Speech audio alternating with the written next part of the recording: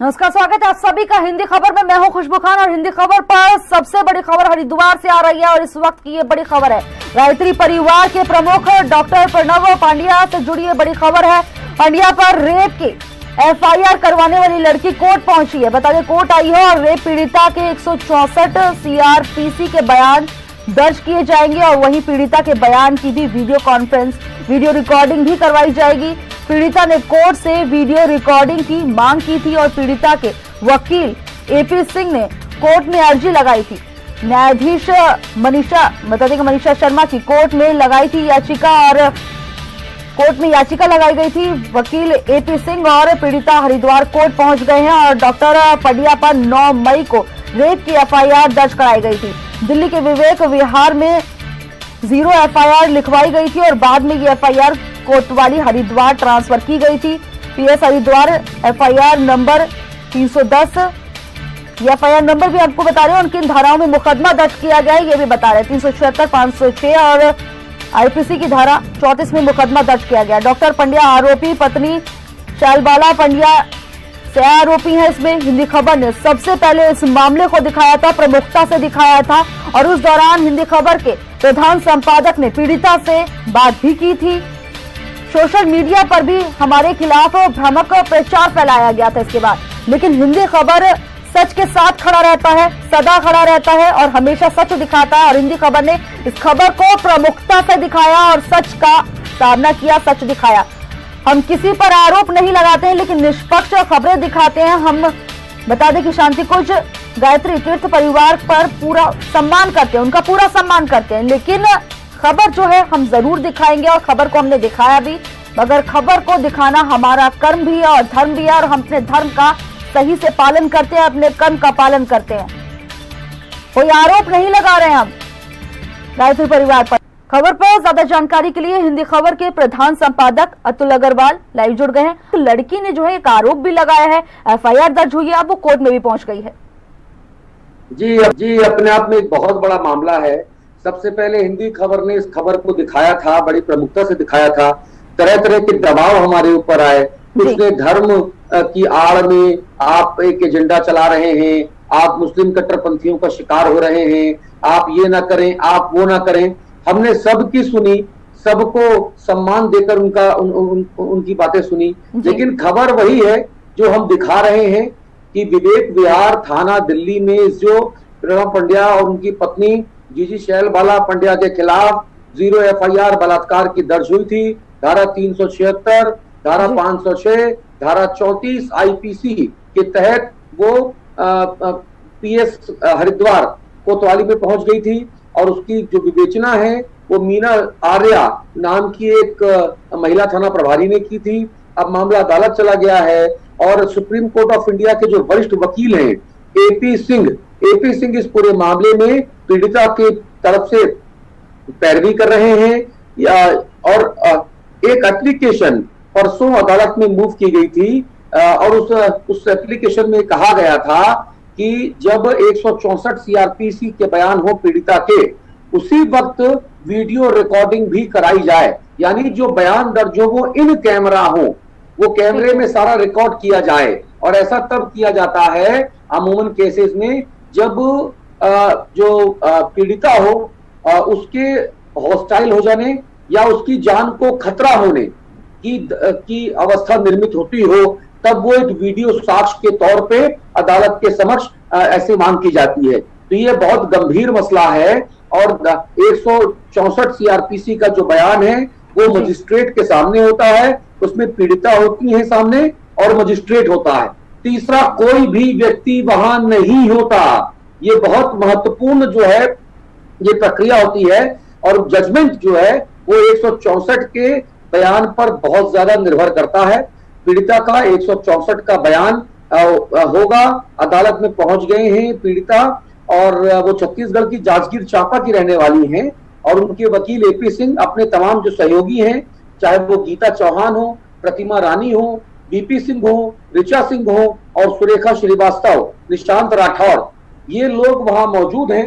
ये पूरा एक बड़ा दल बल के साथ ये मौजूद है, बुद्धि बल के साथ मौजूद है और ये बयान रिकॉर्ड होने के बाद पूरी लंबी कानूनी प्रक्रिया चलेगी ट्रायल्स होंगे, जी। ट्रायल्स में जो प्रोसिक्यूशन है और जो डिफेंस के लोग हैं वो एक दूसरे को ग्रिल करेंगे, तथ्यों का वो प्रस्तुतिकरण होगा और उसके बाद विद्वान न्यायाधीश जो है वो कोई फैसला देंगे। लेकिन ये खबर अपने आप में इसलिए बहुत बड़ी है क्योंकि डॉक्टर प्रणव पंड्या का जो गायत्री शांति कुंज तीर्थ है जी। उससे 18 करोड़। अतुल जी, हमारे साथ इस वक्त जो है पीड़िता के वकील एपी सिंह भी जुड़ गए हैं, आप उनसे सवाल कर सकते हैं।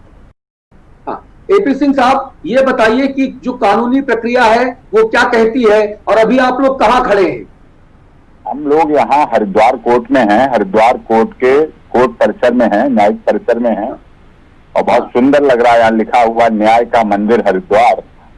अब देखने वाली बात यह है कि कितना आंखें खोल के फैसला होता है, क्योंकि खासकर मैंने देखा है हाई प्रोफाइल मैटर जिनमें राजनीति, सत्ता सब जुड़ा हुआ हो, उन मामलों में कितनी निष्पक्षता और कितनी न्याय रह जाता है, कहीं न्याय का मिसकैरेज ऑफ जस्टिस तो नहीं होता है। इसीलिए हमने कल एप्लीकेशन लगाई थी यहाँ कोर्ट में, जिससे कि वीडियो रिकॉर्डिंग के द्वारा 164 जो पीड़िता के बयान है वो बयान रिकॉर्ड हो। तो कल कोर्ट ने अलाउ कर दी थी और आज उस पर उसी आधार पर वीडियो रिकॉर्डिंग के साथ पीड़िता के बयान लिए जाएंगे 164 सीआरपीसी के। वैसे भी इन्होंने बहुत लेट किए क्योंकि प्रोसिक्यूशन इस सवाल का जवाब नहीं दे पा रहा है। प्रोसिक्यूशन है हमारे लिए, लेकिन यहाँ देख के लगता है किस तरह कैसा उनका व्यवहार है, क्या है, शिकायतकर्ता के लिए पुलिस है या दोषियों के लिए पुलिस है, ये भी फैसला करना बड़ा मुश्किल लग रहा है यहाँ।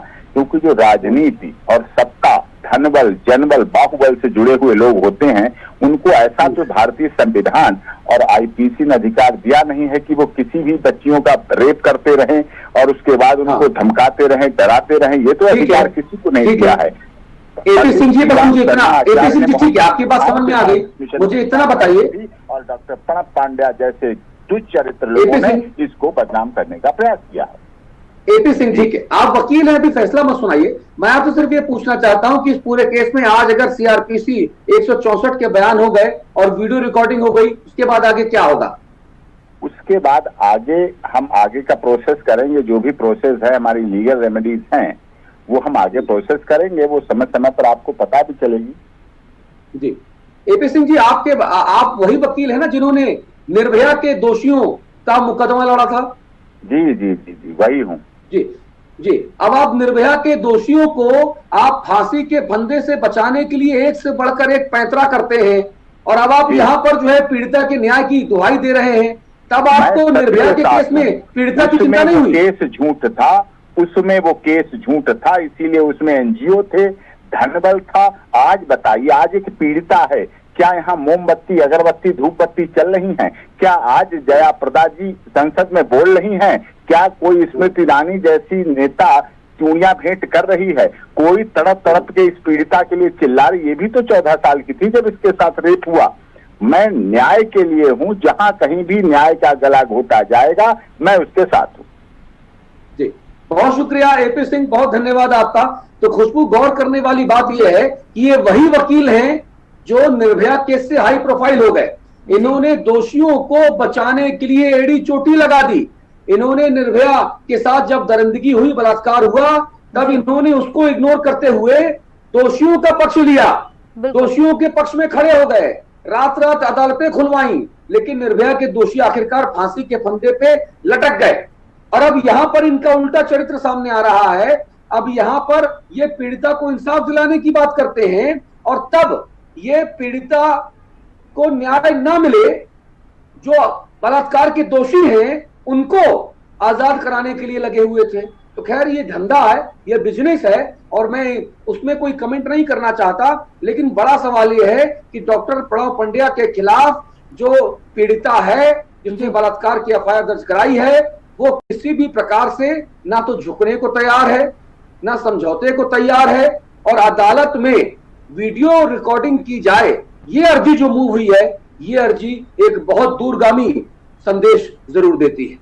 अतुल जी, लेकिन यहाँ पे एक समझने वाली बात ये भी है कि आखिरकार जिस तरह से आपने तब भी सवाल किया था, पीड़िता से जब बात की थी कि 10 साल बाद आखिरकार ये केस क्यों, और इसमें कोई सबूत भी नहीं था उनके पास, तो ये जो है ये सवाल अभी भी बनते हैं कि 10 साल बाद क्यों उन्होंने केस कराया और उनके पास क्या सबूत है, क्योंकि सबूत के नाम पर उनके पास कुछ भी नहीं था। वो जो लड़कियों को कह रही थी कि और दूसरी बहनों को भी भेजा जाता था, वो लड़कियां भी तैयार नहीं थी।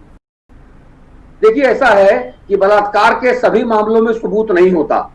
माननीय सुप्रीम कोर्ट ऑफ इंडिया ये कहता है कि अगर ये परिस्थिति जन्य साक्ष्य मिले, उसमें जो सेल्फ डिक्लेरेशन है, जो पीड़िता है उसका ये कहना कि मेरे साथ ऐसा दुष्कर्म किया गया, वही पर्याप्त होता है। लेकिन हाँ, एविडेंशियल जो सर्कमस्टेंशियल एविडेंसेस हैं वो देखे जाते हैं, परिस्थिति जन्य साक्ष्य देखे जाते हैं, और इस पूरे केस में ये माननीय न्यायालय तय करेगा, विद्वान न्यायाधीश महोदया तय करेंगे कि आखिरकार क्या मामला सच्चाई है, क्या गलत है, वो तो जज फैसला देंगे। हम लोग जज नहीं है, हमारा काम सिर्फ इतना है कि हम केवल खबर दिखाएं।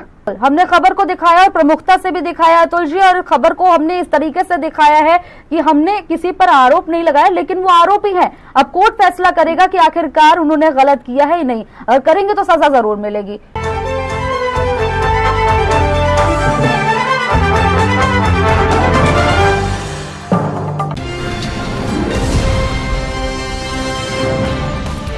घंटी का बटन दबाइए और हिंदी खबर से जुड़ जाइए।